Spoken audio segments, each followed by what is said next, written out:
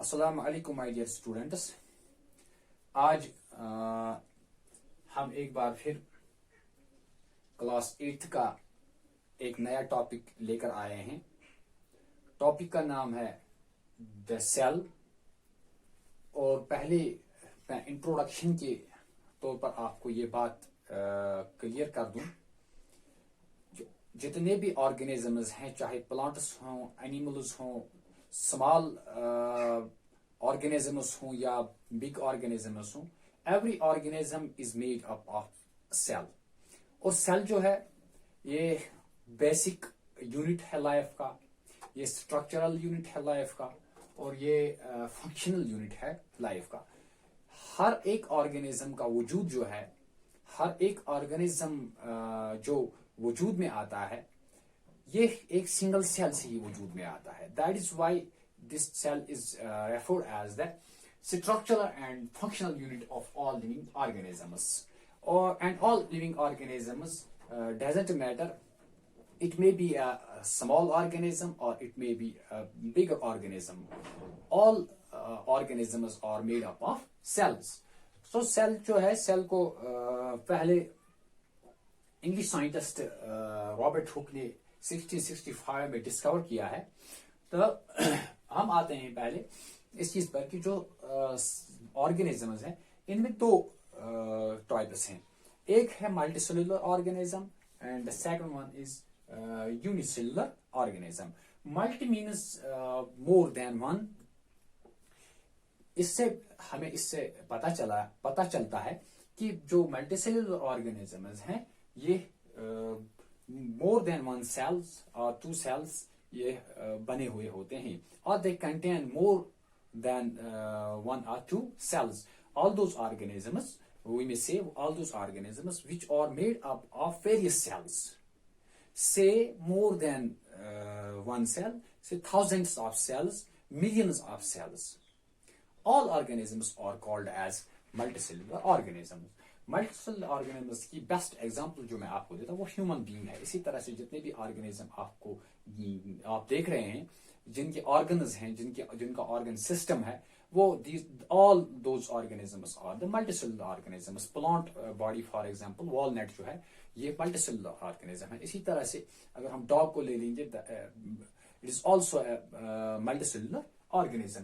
तो why defining multicellular organisms, we can say that those organisms which are made up of more than one cell और called multicellular organisms, for example human beings. अब एक और कसम है इनका, एक और टाइप है, उनको कहते हैं unicellular organism. Uni means one. Those organisms which are made up of only a single cell are called as unicellular organisms. और unicellular organisms जो हैं इनके एग्जाम्पल एमोबा है, पैरामीशियम है, ये इनको सिंगल सेलेड ऑर्गेनिज्म भी कहते हैं। और मोस्ट ऑफ द बैक्टीरिया जो हैं वो सिंगल सेलेड होते हैं। One point, the important point must be remember here, cells are the microscopic bodies. One should know कि जो सेल्स हैं इनको हम अपनी नेकेड आई से नहीं देख सकते हैं, इनको माइक्रोस्कोप के अंडर रखकर देखा जा सकता है। So cells are the microscopic organisms can be seen with the help of microscope. Sorry, तो यहाँ पर एक एक्सेप्शन है, ऑस्ट्रिच एग है। ऑस्ट्रिच एग जो है it can be seen without the microscope, it is the largest cell. Ostrich egg is the largest cell. अब इसके बाद हम आते हैं एक और टॉपिक पर। टॉपिक है, सब टॉपिक वो सेल स्ट्रक्चर है। सेल स्ट्रक्चर को डिलीवर करने से पहले मैं आपको एक बार फिर रिपीट करूंगा। जैसे आप किसी मकान में जो ये ब्रिक्स लगे हुए होते हैं इनको देखते हैं, इसी तरह से एक ऑर्गेनिज्म जो है उसमें जो सेल्स हैं वो cells actually these are the bricks of an organism.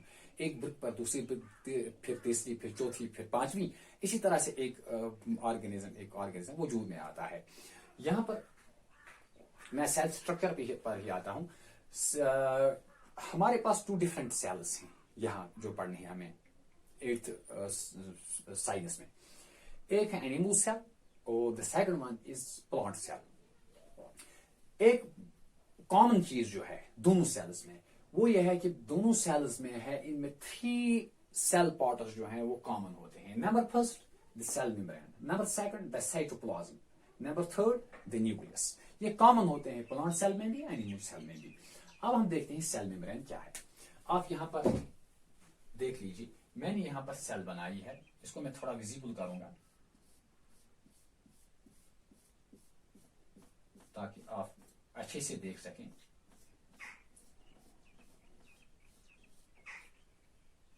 सी है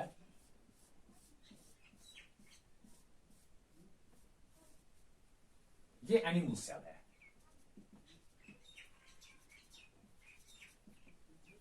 अब देखिए एनिमल सेल है, यहां पर एक जो मोटी लकीर मैंने यहां पर डाली है, यहां this is the cell membrane.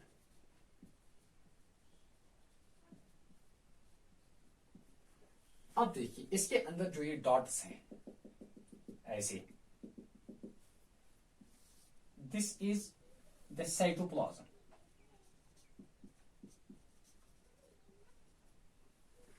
अब यहां सेंटर में आपको नजर आ रहा है एक और बॉडी, इसको मैं विजिबल कर दूंगा। This is called the nucleus. Nucleus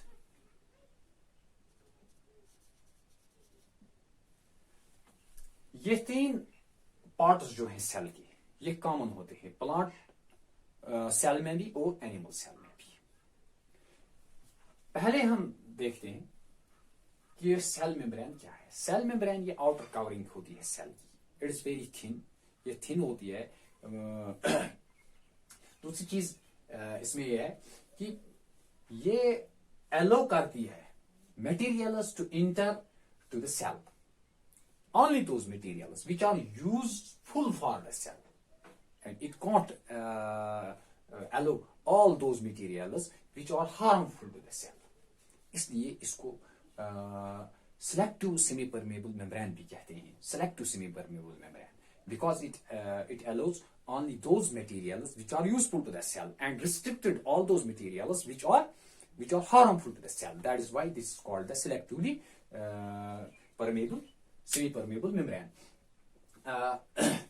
Cytoplasm is also called as cell membrane is also called as the plasma membrane, or it is called as the selective semi-permeable membrane. It is thin and covers the cell. It covers the cell. और इसकी जो functions हैं, various functions हैं इसकी, it protects the cell, protection करता है cell की, और इसी तरह से इसको एक शेप देता है इस सेल को, और जो मटेरियल्स इसको जरूरत होते हैं सेल को वो यूजफुल होते हैं उनको एलो करता है ये अंदर जाने में। तो एक और चीज आपको मैं बताता चाहूँ, ये सेल मेम्ब्रेन जो है लिविंग होता है, सेल मेम्ब्रेन इज लिविंग, और इनसाइड द सेल जो लिक्विड है, जो जली फॉर्म में होता है, उसको कहते हैं साइटोप्लाज्म।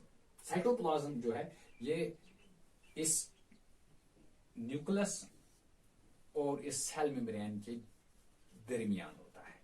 यहां पर ये जो एरिया है, this is the cell membrane, this is the nucleus, and this jelly substance present in the cell, this is called the cytoplasm. Cytoplasm जो है ये इसमें स्मॉल माइक्रोस्कोपिक बॉडीज होती हैं, माइक्रोस्कोपिक स्ट्रक्चर्स होते हैं, उनको कहते हैं ऑर्गेनेल्स और सेल ऑर्गेनेल्स। फॉर एग्जांपल मैं एग्जांपल एक दे दूंगा आपको। एक स्ट्रक्चर आपको ऐसी बनी हुई दिखेगी किसी सेल में, यहां पर इसको लिखा होगा दिस इज गोल्गी कॉम्प्लेक्स। इसी तरह से ऐसे किसी और जगह पर होगा, वहां लिखा होगा माइटोकॉन्ड्रिया।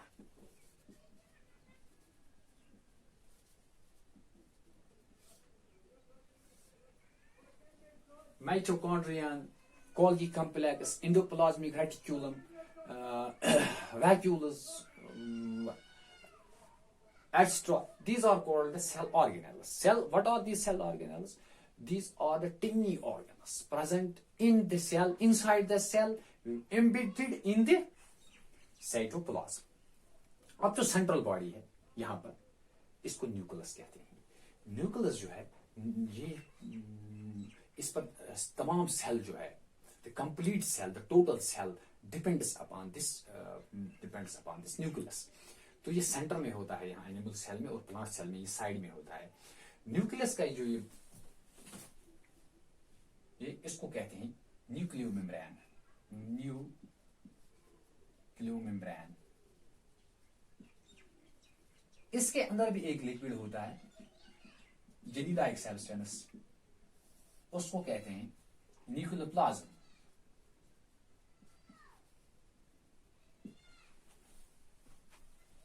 और यहां पर थ्रेड लाइक स्ट्रक्चर्स होते हैं, उनको कहते हैं क्रोमोसोम्स.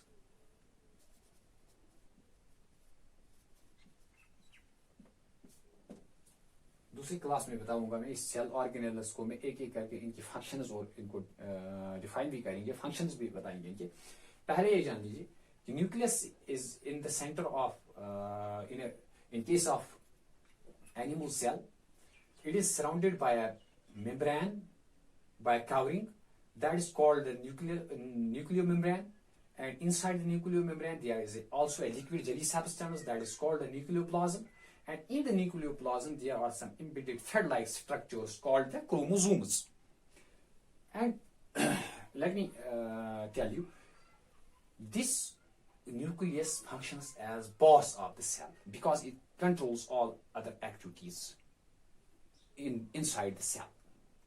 ये यहाँ पर मैंने आपको बताया कि सेल स्ट्रक्चर क्या है. एनिमल सेल का मैंने थोड़ा बहुत आपको बताया है. यहाँ पर आज जो सेल स्ट्रक्चर में हमने पढ़ा है, cell membrane, cytoplasm and nucleus. अब आगे इस सेल को हम खोलकर देखेंगे. इसके अंदर जो ये सेल ऑर्गेनेल्स हैं उनको भी पढ़ेंगे, उनके फंक्शंस भी पढ़ेंगे. ये एक लंबा टॉपिक है और इंटरेस्टिंग टॉपिक है. इस पर डिस्कशन करने के लिए 2, 4, 5 वीडियो बनाने पड़ेंगे. तो कोशिश करेंगे हम कि आप तक पहुंचाएंगे the best material I want to provide you. So once again I want to repeat my topic. Today we learn कि सेल क्या है, सेल की डेफिनेशन हमने पढ़ी है. इसी तरह से डिस्कवरी सेल कब हुई है, और इसी तरह से फिर हमने मल्टीसेलुलर ऑर्गेनिजम्स और यूनिसेलुलर ऑर्गेनिजम्स पर डिस्कस किया है. फिर उसकी एग्जांपल्स आपको दी हमने. फिर इसी तरह से मैं सेल स्ट्रक्चर पर आ गया हूँ. सेल स्ट्रक्चर पर मैंने आपको एनिमल सेल की थोड़ा बहुत स्ट्रक्चर आपको यहाँ पर बताई, और 3 common parts in both cells, animal and as well as in plant cell, वो मैंने आपको बताया. आगे फिर हम इसको कंटिन्यू करेंगे. Till then, okay, bye, take care, have a nice day.